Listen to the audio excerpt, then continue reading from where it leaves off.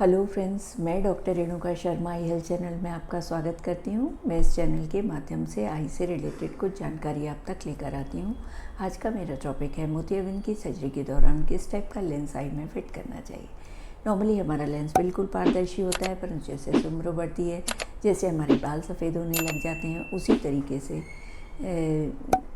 जो लेंस है उसका प्रोटीन डैमेज होने की वजह से लेंस धीरे धीरे ओपेक होने लग जाता है और हमें धुंधला दिखाई देता है। जब हम किसी ऑब्जेक्ट को देखते हैं तो रेज़ जो है वो कॉर्निया को क्रॉस करती है, फिर लेंस को क्रॉस करती है और इमेज जो है वो रेटिना पे बनती है। वो ऑप्टिक नर्व के थ्रू स्टिमुलस जो है ब्रेन तक जाता है, हमें पता लगता है कि ये ऑब्जेक्ट हमने देखा। आजकल की जो रीसेंट टेक्नोलॉजी है उसमें हल्का सा कच्चा रहे मोतियाबिंद तो ज़्यादा बेटर रिजल्ट आता है। No stitch, no pain, no injection basis पे आजकल की सर्जरीज हैं, बेस्ड हैं और किसी भी तरीके का कोई टाँका नहीं लगता, कोई इंजेक्शन नहीं लगता। टॉपिकल एनेस्थेशिया से सर्जरी हो जाती है, मुश्किल से 10 मिनट में पूरी सर्जरी हो जाती है। और 3 तरह की मुख्य सर्जरी अवेलेबल है अभी रीसेंट टेक्नोलॉजी में। पहला जो है वो फेको एमल्सिफिकेशन विद IOL, जिसमें कि लेंस मटेरियल को, तीनों में लेंस के मटेरियल को मेल्ट करके सक कर लिया जाता है। फिर जो कैप्सुलर बैग बचता है उसमें आर्टिफिशियल लेंस को इम्प्लांट कर दिया जाता है। इसको IOL बोलते हैं, इंट्राओकुलर लेंस बोलते हैं। दूसरी टेक्नोलॉजी जो है ज़ेप्टो लेजर और तीसरी जो है रीसेंट टेक्नोलॉजी जो कि अनफॉर्चुनेटली बड़ी बड़ी मेट्रो सिटीज़ या बहुत बड़ी सिटीज़ में ही अवेलेबल है, ये है bladeless femto laser with artificial intelligence. तीनों में जो है वो फोल्डेबल लेंसेज का इस्तेमाल किया जाता है और तीसरी कैटेगरी जो है वो लेज़र वाली, ये सबसे बेस्ट है अभी, परंतु ये हर जगह अवेलेबल नहीं है, तो फेको वाला भी अच्छा रिज़ल्ट आता है इसका। अब हम जानने की कोशिश करते हैं किस टाइप के लेंसेज जो है वो अवेलेबल हैं। 6 कैटेगरी हैं लेंसेज की और ये लेंसेज 3 चीज़ों पे बेस्ड होते हैं। एक तो आपका काम किस टाइप का है, आपको किस टाइप की विज़न की क्लैरिटी ज़्यादा चाहिए, किस टाइप का काम है, वर्किंग कैसी है, उस पर पहला पॉइंट ये। दूसरा आपका बजट क्या है, किस टाइप का बजट है, उसके हिसाब से आप लेंस डलवा सकते हैं। और तीसरा, यदि कोई प्री एग्जिस्टिंग आई डिज़ीज़ तो नहीं है, यदि बहुत ज़्यादा पर्दे में प्रॉब्लम है, पर्दा ख़राब हो गया है या फिर आपकी जो पीछे की नस सूख गई है या कोई और प्रॉब्लम है, तो बहुत ज़्यादा महंगा लेंस नहीं डलवाएं, बल्कि सिंपल मोनोफोकल लेंसेज को डलवा सकते हैं। अब हम जानने की कोशिश करते हैं जो लेंसेज अवेलेबल हैं IOLs, उनकी कैटेगरी, 6 कैटेगरी जो अवेलेबल है उनके बारे में। पहला जो है वो मोनोफोकल लेंसेज। ये मोनोफोकल लेंसेज जो है वो दूर की 100% विज़न को क्लियर करते हैं। तो अपन को टीवी, मूवी, मैच, दूर का ड्राइविंग आइविंग, ये सारी चीज़ें क्लियर हो जाती हैं। और पर नज़दीक और इंटरमीडिएट डिस्टेंस के लिए अपन को तो चश्मे की आवश्यकता पड़ती है। और ये बजट फ्रेंडली होते हैं, कम बजट वाले होते हैं। लेंसेज भी 2 कैटेगरी में आते हैं, इम्पोर्टेड लेंसेज भी होते हैं और इंडियन लेंसेज भी होते हैं। आप अपनी बजट के अकॉर्डिंग जो है वो लेंस को ऑप्ट कर सकते हैं। मोनोफोकल में भी 2 कैटेगरी आती है, एक मोनोफोकल प्लेन और दूसरा मोनोफोकल जो है वो टॉरिक लेंसेज। मोनोफोकल प्लेन में जो है वो स्फेरिकल नंबर कवर होता है और टॉरिक में यदि 0.75 या उससे ज़्यादा का आपके एस्टिग्मेटिज्म है तो आप मोनोफोकल टॉरिक लेंस को ऑप्ट कर सकते हैं।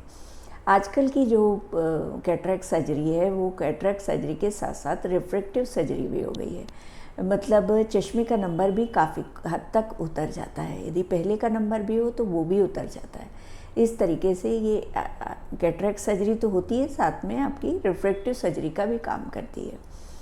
अभी जो मार्केट में अमेरिकन कंपनी का सबसे ज़्यादा जो है नाम चल रहा है, एक एल्कॉन है और दूसरी जो है वो जॉनसन एंड जॉनसन। इसके अलावा भी बहुत सारी कंपनीज़ हैं, उनके लेंसेज अवेलेबल हैं। एल्कॉन का क्लेरियन मोनोफोकल और इसकी टॉरिक रेंज भी अवेलेबल है। इसके रिज़ल्ट बहुत अच्छे हैं यदि आप इम्पोर्टेड में मोनोफोकल में चाहते हैं तो। और जॉनसन एंड जॉनसन की टेक्निस करके ब्रांड अवेलेबल है जो मोनोफोकल की है। इसके भी प्लेन मोनोफोकल और टॉरिक दोनों रेंज अवेलेबल है। तो आप अपने बजट के अकॉर्डिंग आप लेंस को चूज़ कर सकते हैं। दूसरी कैटेगरी जो आती है वो है EDOF lenses, extended depth of focus. ये जो है वो दूर की डिस्टेंस को कवर करते हैं, इंटरमीडिएट डिस्टेंस को कवर करते हैं और काफ़ी हद तक जो है वो नियर को भी काफ़ी कुछ कवर करने का काम करते हैं। और बहुत फाइन यदि नियर का देखना है तो हमको हल्के से चश्मे की आवश्यकता पड़ सकती है। इनके रिज़ल्ट बहुत बेहतरीन हैं और एल्कॉन की क्लेरियन रेंज का जो है वो विविटी लेंस ये बेस्ट है। इसके अलावा जॉनसन एंड जॉनसन की जो है वो जॉनसन एंड जॉनसन की आईहेंस रेंज जो है वो भी अच्छी है।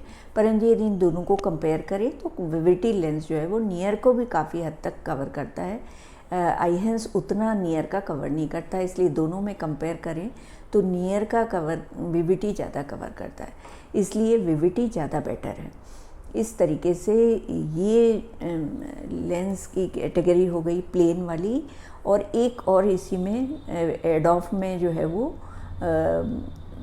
टॉरिक कैटेगरी भी आती है। यदि आपका एस्टिग्मेटिज्म 0.75 या उससे ज़्यादा है तो आप टॉरिक रेंज को ऑप्ट कर सकते हैं। इस तरीके से बहुत सारे लेंसेज अवेलेबल हैं मार्केट में, फोल्डेबल लेंसेज होते हैं ये। और एक्सटेंडेड डेप्थ ऑफ फोकस जो है एडोफ लेंसेज जो है वो इनके बहुत ज़्यादा कोई साइड इफ़ेक्ट नहीं है और ये दूर का क्लियर देंगे, इंटरमीडिएट को काफ़ी कुछ कवर करेंगे और नियर का भी काफ़ी कुछ जो है वो कवर कर देते हैं। इसलिए ये बेस्ट लेंसेज हैं अभी। और यदि 80 to 90% जो है वो एडोफ लेंसेज आजकल, यदि आपका बजट बहुत अच्छा है तो आप एडोफ लेंसेज को चूज़ करिए। 80 to 90% लोग एडोफ लेंसेज को ही ऑप्ट करते हैं। उसमें एल्कॉन का विविटी क्लेरियन रेंज बहुत बढ़िया है। तीसरी जो रेंज है वो है ट्राईफोकल या मल्टीफोकल लेंसेज की। ये जो है इनमें रिंग्स बनी रहती है जो कि दूर का भी कवर हो गया, इंटरमीडिएट भी कवर हो गया और जो है वो नियर का भी कवर करते हैं। अलग अलग फोकस इनके होते हैं और परंतु इनका कंट्रास्ट उतना अच्छा नहीं रहता, इसके कारण उतनी क्लैरिटी नहीं रहती। और दूसरा एक रिंग्स होने की वजह से जब आप नाइट ड्राइविंग खासकर करते हैं तो बहुत सारे हेलोज और ग्लेयर से इतना ज़्यादा कई बार लोग परेशान हो जाते हैं कि वो लेंस को बदलवाने तक के लिए पहुंच जाते हैं।